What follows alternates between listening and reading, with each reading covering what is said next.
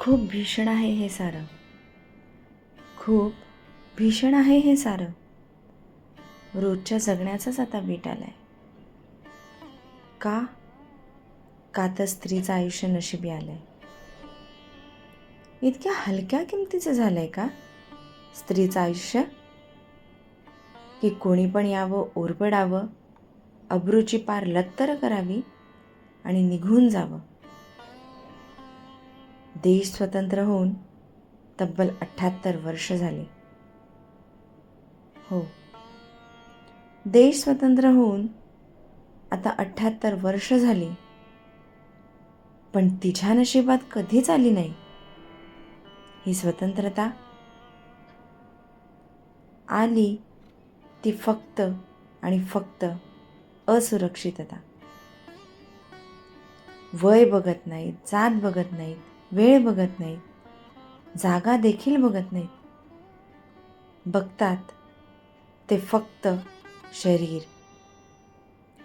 वासनेच्या आहारी गेलेल्या, उन्मत्त झालेल्या नराधमाला देवाच्या गाभाऱ्यातही दिसतं ते फक्त स्त्रीचं शरीर. भावनांचा पार चोळामोळा करायचा, एकासोबत कितीतरी आयुष्य बर्बाद करायची आणि उजळ माथ्याने मोकाट फिरायचं. अजून किती जळायच्या मेणबत्त्या आणि मागायची न्यायासाठी भीक. काय तर म्हणे स्वरक्षणासाठी कराटे शिक. लहान लहान ती लेकरं कसं करणार स्वरक्षण? बेटी बचाव बेटी पढाव. मग हे राक्षस करणार तिचं भक्षण. दुर्बळ अबला नारी, तिला नोचायला दुनिया सारी. या विचारांना तिलांजली द्यावीच लागेल.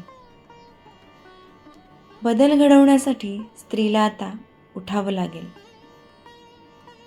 हाती मशाल घेऊन प्रत्येकीला पेटावं लागेल.